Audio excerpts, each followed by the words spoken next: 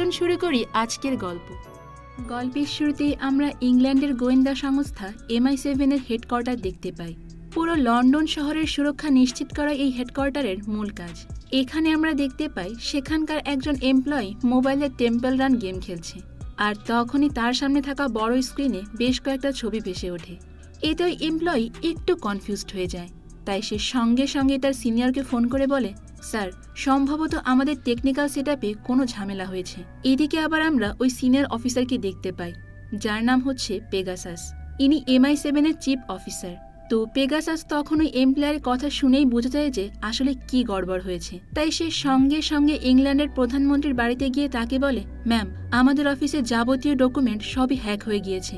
এটা শোনা মাত্রই তো প্রধানমন্ত্রী সঙ্গে সঙ্গে MI7 এর হেডকোয়ার্টারে চলে আসে এবং সবকিছু দেখার পর পেগাসাসকে বলে, এর পেছনে কে আছে তাকে যত দ্রুত সম্ভব খুঁজে বের করো, আর এর দায়িত্ব ডিপার্টমেন্টের এমন একজন ইন্টেলিজেন্ট মেম্বারকে দাও যে ওই হ্যাকারের নারী নক্ষত্র সবই খুঁজে বের করবে। তখন পেগাসাস বলে, ম্যাম, বর্তমানে আমাদের কাছে এমন কোনো এজেন্টই নেই যার তথ্য ফাঁস হয়নি, অর্থাৎ সাধারণ মানুষ কিংবা স্পাইরা সবাই তাদের সম্পর্কে জেনে গিয়েছে। এটা শুনে তো প্রধানমন্ত্রী রেগে গিয়ে বলে, তাহলে এজেন্টের মধ্যে কাউকে ধরে নিয়ে আসো। আর ঠিক এখানেই সিন শিফট হলে আমরা মিস্টার বিনকে দেখতে পাই, তবে তার নাম এখানে জনি ইংলিশ। সে মূলত একজন MI7 এর এজেন্ট হিসেবেই কাজ করে, আর সে একটা স্কুলে শিক্ষকতাও করে। যদিও সে পড়াশোনার পাশাপাশি বিভিন্নভাবে স্কুলের বাচ্চাদের সিক্রেট এজেন্ট হওয়ার ট্রেনিংও দেয়, আর এই বিষয়টা কিন্তু কেউই জানতো না, এমনকি বাচ্চাদের গার্ডিয়ানরাও না। তো একদিন জনির স্কুলে তার নামে একটা চিঠি আসে, আর এটা মূলত MI7 এর হেডকোয়ার্টার থেকেই পাঠানো হয়েছিল। অনেকদিন পর হেডকোয়ার্টার থেকে চিঠি পেয়ে জনি তো বেশ খুশি হয়ে যায়, আর সঙ্গে সঙ্গে হেডকোয়ার্টারের দিকে রওনা দেয়। একটু পরে জনি MI7 এর হেডকোয়ার্টারে পৌঁছেও যায়, আর সেখানে যাওয়ার পর তাকে একটা মিটিংয়ে ডাকা হয়। তখনই সেখানে একজন মহিলা এমপ্লয়ি এসে জনির হাতে একটা এগ্রিমেন্ট দিয়ে তাকে সাইন করতে বলে। তখন জনি ওই পেপারে সাইন করার জন্য মিটিংয়ের অন্য একজন এজেন্টের কাছ থেকে একটা কলম ধার নেয়, যেটা আবার কোনো সাধারণ কলম ছিল না। এই কলম দিয়ে সাইন করার জন্য মাত্র 20 সেকেন্ড সময় পাওয়া যায়। কি তাজ্জব কলম, তাই না? মানে কলমটার ক্যাপ খোলার পরে মাত্র 20 সেকেন্ডের মধ্যেই সেটা আবারও না লাগালে কলমটাই ব্লাস্ট হয়ে যাবে। বন্ধুরা, মিস্টার বিন যেখানে আছে সেখানে এইসব ঘটনা ঘটা খুবই ন্যাচারাল, তাই না?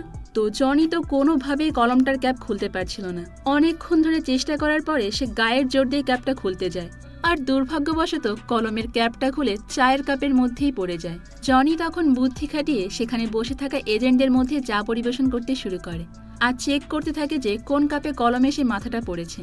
তো খুঁজতে খুঁজতে সে চায়ের কাপটা পেয়েও যায়, আর তখন সেটাকে নিয়েই সে রুমের বাইরে চলে আসে। তো যেহেতু চা অনেক গরম ছিল, তাই সে কিছুতেই সে কলমের ক্যাপটা তুলতে পারছিল না। তবে এবার সে চায়ের কাপের মধ্যে আঙুল ঢুকিয়ে দিয়ে ক্যাপটাকে তুলে নেয়, কিন্তু সেটা ছিটকে আবার রুমের বাইরে পড়ে যায়। এতে জনি ভয়ে ভয়ে রুমের দরজা বন্ধ করে, আর যার ফলে কলমের সাথে অ্যাটাচ থাকা ওই বোমটা রুমের মধ্যেই ব্লাস্ট হয়ে যায়। তখনই সেখানে আবার পেগাসাস চলে আসে, আর জনিকে বলে, বাকি সব এজেন্টরা কোথায়? জনি তখন দরজা খুলে দেখে বাকি সব এজেন্টরা রুমের মধ্যেই বেহুশ হয়ে পড়ে আছে। তো এরপর দৃশ্য পরিবর্তন হলে আমরা দেখতে পাই যে পেগাসাস জনিকে হ্যাকিংয়ের ব্যাপারে সবকিছুই জানায়। জনি তার মিশনের জন্য প্রস্তুতি নিতে শুরু করে, আর সে তার অপারেশনের জন্য অনেক হাই কোয়ালিটিফুল গ্যাজেটগুলোকে কালেক্ট করে। তো ওই মিশনে যাওয়ার জন্য জনি এমন একটা কার নেয় যেটাতে কিনা আগে থেকে অনেক আধুনিক অস্ত্র সেট করা ছিল। তো এবার জনি ফাইনালি তার অ্যাসিস্ট্যান্ট বফকে নিয়ে মিশনে বেরিয়ে পড়ে। রাস্তায় তারা কোনোভাবে জানতে পারে যে এই হ্যাকিংটা মূলত ফ্রান্স থেকে করা হয়েছে, তাই দুইজন সেই লোকেশনে পৌঁছে যায়। জনির অ্যাসিস্ট্যান্ট তাকে কিছু কাগজপত্র দেখিয়ে বলে, এইগুলো আমাদেরকে হেডকোয়ার্টার থেকে দিয়েছে। তখন সেখানে থাকা একটা লিস্ট থেকে তারা এমন একজন লোককে শনাক্ত করে যে কিনা একজন এক্স আর্মি অফিসার। জনি বফকে বলে যে একে আবার আমরা কোথায় পাবো? বফ বলে, স্যার, সে তো আমাদের সামনেই দাঁড়িয়ে আছে। তখন দেখা যায় যে তারা লিস্ট থেকে যে লোকটাকে খুঁজছে কিছু দূরেই সেই লোকটা দাঁড়িয়ে একটা মেয়ের সঙ্গে কথা বলছে। তো তাকে দেখে তো জনি আর বফ তাকে ফলো করতে শুরু করে, আর এরপর তারা দুইজন ওই লোকটার পিছু পিছু হোটেলেও পৌঁছে যায়, যেখানে কিনা ওই লোকটা আজকে রাতে ডিনার করবে। জনি আর বফ এটা জানতে পেরে তারা সেখানে ওইটার সেজেই ঢুকে পড়ে, আর খাবার সার্ভ করার বাহানায় জনি ওই লোকটার ফোন চুরি করার চেষ্টা করে, এবং ফাইনালি সে অনেক কৌশলে ওই লোকটার ফোনটাকে চুরি করতেও সক্ষম হয়। ভাই, মিস্টার বিন বলে কথা, চুরি তো করতে সক্ষম হবেই। তো এরপর তারা আর্মি অফিসারের ফোন চেক করতে করতে তার একটা ছবিও দেখতে পায়, যেটার ব্যাকগ্রাউন্ডে একটা শিপ দেখা যাচ্ছিল, আর ওই জাহাজের নাম দেখে সেটা খুঁজে বের করার জন্য তারা ওখান থেকে চলে যায়। এরপর তারা অনেক কষ্টে ওই জাহাজটাকে খুঁজে পায়, এবং সেখানে গিয়ে তারা লুকিয়ে লুকিয়ে জাহাজে উঠেও পড়ে। কিন্তু জাহাজে উঠতে না উঠতেই তারা স্পাইলাইটের নিচে পড়ে যায়, যার ফলে জাহাজে থাকা সব লোকজনই তাদেরকে দেখে ফেলে। তখন একজন মহিলা ওপর থেকে গার্ডদেরকে বলে যে এই লোক দুটোকে বন্দি করে ফেলো, আর সঙ্গে সঙ্গে সেখানে থাকা গার্ডরা তাদেরকে ধরে নিয়ে একটা কামরায় বন্দি করে রাখে। কিন্তু গার্ডরা চলে যাওয়ার সাথে সাথেই জনি তার পকেট থেকে একটা কটন বাড বের করে। এটা দেখে তো তার অ্যাসিস্ট্যান্ট বফ একেবারেই অবাক হয়ে যায়। সে ভাবতে থাকে যে জনি এই সামান্য একটা কটন বাড দিয়ে কি করতে চাইছে। আর তখন আমরা জানতে পারি যে এটা কটন বাডের মতো দেখতে হলেও আসলে এটা একটা ছোট বোমা ছিল, আর জনি সেটা ব্যবহার করে ওই রুমের দরজাটা চোখের পলকেই উড়িয়ে দেয়। এরপরে রুম থেকে বেরিয়ে জনি আর বফ সঙ্গে সঙ্গে ওই জাহাজের সার্ভার রুমে চলে যায়। জনি সেখানে একটা ডিভাইস সেট করে দেয় যেখান থেকে লোকেশন ট্রান্সমিট হয়ে যাবে। তো ডিভাইসটা লাগানোর পর জনি আর বফ আবারও চুপি চুপি জাহাজ থেকে চলে যায়। তো এরপর দিন থেকে জনি আর বফ জাহাজে থাকা ওই মেয়েটাকে ফলো করতে শুরু করে। আর দেখা যায় যে ওই মেয়েটা একটা ইলেকট্রিক কারে করে কোথাও একটা যাচ্ছিল। তখন জনি আর বফ তাদের গাড়ি নিয়ে ওই মেয়েটাকে ফলো করতে শুরু করে। গাড়িতে বসে জনি বফকে বলে যে এই মেয়েটা যে গতিতে গাড়ি চালাচ্ছে এখনই তার গাড়ির ব্যাটারি শেষ হয়ে যাবে, আর আমরা তাকে তখনই ধরে ফেলবো। কিন্তু সেখানে ঘটে পুরোপুরি উল্টো ঘটনা। মানে মেয়েটির গাড়ির ব্যাটারি ডাউন হওয়ার বদলে জনের গাড়ির ব্যাটারিটাই শেষ হয়ে যায়, যার ফলে তাদের গাড়ি এক জায়গায় দাঁড়িয়ে পড়ে।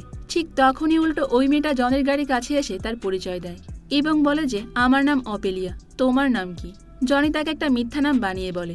তখন ওই মেয়েটা জনিকে একটা হোটেলের অ্যাড্রেস দেয় এবং তাকে রাতে ডিনারের জন্য ইনভাইটও করে। তো ওই দিন রাতেই আমরা দেখতে পাই যে জনি তার গাড়ি নিয়ে ওই হোটেলে পৌঁছে গিয়েছে। জনি সেখানে গিয়ে মেয়েটার সঙ্গে অনেক গল্প করতে শুরু করে। এটা দেখে তার অ্যাসিস্ট্যান্ট বলে যে স্যার, আপনার কি মনে হয় এই মেয়েটা একজন স্পাই হতে পারে? জনি তার কথা হেসেই উড়িয়ে দেয় আর বলে যে দেখো, আমি একজন এজেন্ট, আমি মানুষ দেখিয়ে বলে দিতে পারি কে স্পাই আর কে সাধারণ মানুষ। আমার অভিজ্ঞতা বলছে এই মেয়েটা কোনোভাবেই স্পাই হতে পারে না। তো এদিকে আবার আমরা লন্ডনের প্রধানমন্ত্রীকে দেখতে পাই। সে অনেক বেশি টেনশনে পড়ে গিয়েছে, কেননা লন্ডনের ট্রাফিক সিগন্যালকে কেউ বারবার হ্যাক করে নিচ্ছে। ঠিক তখনই দেখা যায় যে জেসন নামের একজন বড় ব্যবসায়ী প্রধানমন্ত্রীর সঙ্গে দেখা করতে আসে। সে তার মোবাইলের মাধ্যমে এক নিমেষে ট্রাফিক সিগন্যালের হ্যাকের প্রবলেমটা সলভ করে ফেলে।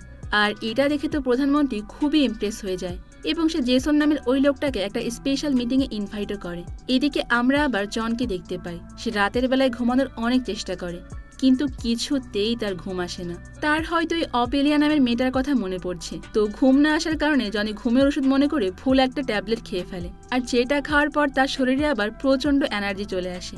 এরপর সে নিচে থাকা একটা ডান্স ক্লাবে এসে পাগলের মতো উড়াধরা নাচতে শুরু করে।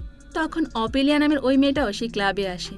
সে জনিকে দেখে তার সঙ্গে ডান্স করতে শুরু করে। এখানে দেখা যায় যে ওই মেয়েটা জনির সঙ্গে নাচতে নাচতে তাকে মারার চেষ্টা করছে, কিন্তু জনি এতটাই পাগলের মতো নাচতে থাকে যে ওই অপেলিয়া পুরো নাজেহাল হয়ে যায়। যদিও জনি এখানে বুঝতে পারেনি যে সে মেয়েটার সঙ্গে ডান্স করতে গিয়ে তাকেই অজ্ঞান করে দিয়েছে। তো জনি তো এখানে নিজের মনের আনন্দে নেচে যাচ্ছে। এরপরে বেশ কয়েক ঘন্টা কেটে যায়, আর সকাল হলেই দেখা যায় যে পুরো ক্লাবই ফাঁকা, কিন্তু আমাদের জনি আঙ্কেল এখনো ডান্স করেই যাচ্ছে। তো তখনই জনের অ্যাসিস্ট্যান্ট বফ দৌড়ে এসে তাকে থামিয়ে দেয় আর বলে স্যার, ওই জাহাজটাকে আমরা ধরে ফেলেছি, আর ওই জাহাজের মালিকের নাম হচ্ছে জেসন, আর সে একজন অনেক বড় মাপের ব্যবসায়ী। তাই জনি আর বফ দ্রুত লন্ডনে চলে আসে প্যাগাসাসকে এই খবরটা দিতে। তখন প্যাগাসাস বলে যে মিস্টার জনি, আমাকে এমন কিছু খবর দিন যা আমি প্রধানমন্ত্রীকে বলতে পারি। জনি উত্তরে তখন জেসনের নাম বলতে যাবে, ঠিক তখনই সে ঘুমিয়ে পড়ে, অর্থাৎ তার ঔষধের মেয়াদ তখনই শেষ হয়ে যায়। তখন জনের অ্যাসিস্ট্যান্ট বলে যে স্যার, ওই লোকটার নাম হচ্ছে জেসন। এটা শুনে প্যাগাসাস বলে যে এটা তুমি কি বলছো? তোমার মাথা কি ঠিক আছে? তুমি প্রধানমন্ত্রীর সব থেকে কাছের মানুষের উপর দোষ চাপাতে চাচ্ছ? কিন্তু বফ যখন তাকে সবকিছু বুঝিয়ে বলে তখন প্যাগাসাস সম্পূর্ণ বিষয়টাই বুঝতে পারে। এরপর দেখা যায় যে জনি জেসনের ব্যাপারে আরো তথ্য নেওয়ার জন্য লুকিয়ে লুকিয়ে জেসনের ঘরে প্রবেশ করে, কিন্তু সেখানে আসতে হঠাৎ করে সে ওখানে অপেলিয়াকে দেখতে পায়। এদিকে অপেলিয়াও তাকে ওখানে দেখে একেবারে অবাক হয়ে যায় আর বলে যে তুমি আমাকে ফলো করতে করতে এখানে পর্যন্ত চলে এসেছো। জনি তখন তাকে বলে যে তুমি যে দুনিয়াতে ফেসে গেছো সেটা সম্পর্কে তোমার কোনো ধারণাই নেই। অপেলিয়া তখন জনির মাথায় পিস্তল ধরে বলে যে চুপ করো, তুমি যে একজন এজেন্ট সেটা আমি ভালো করেই জানি। তো এরপর অপেলিয়া বলে যে আচ্ছা, তুমি কি করে জানলে যে আমি একজন স্পাই? এটা শুনে জনি তো একেবারে থ, কিন্তু সে বেশ ভাব নিয়ে বলে যে আমি মানুষ দেখলেই চিনতে পারি, আর তুমি যে একজন স্পাই সেটা আমি তোমাকে প্রথম দিন দেখেই বুঝেছিলাম। জনি বুদ্ধি খাটিয়ে ওই মেয়েটাকে বলে যে চলো আমরা দুইজন মিলে একটা ডিল করি, আমরা দুইজন বন্ধু হয়ে যাই আর একে অপরকে হেল্প করি। ঠিক তখনই সেখানে জেসনের একজন বডিগার্ড চলে আসে আর অপেলিয়া